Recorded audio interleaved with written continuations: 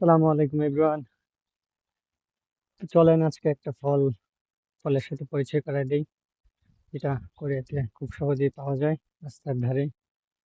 এবং এটা আমার খুব শখের একটি ফল। এগুলাকে ব্লুবেরি টাইপেরই বলে।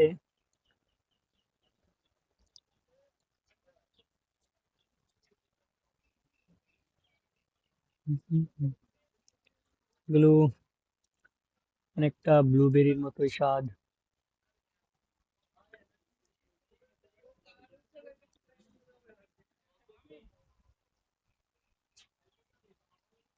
এগুলো কোরিয়ার প্রত্যেকটা রাস্তার পাশে মোটামুটি এরকম গাছ পাওয়া যায়। খুব ভালো লাগে খাইতে।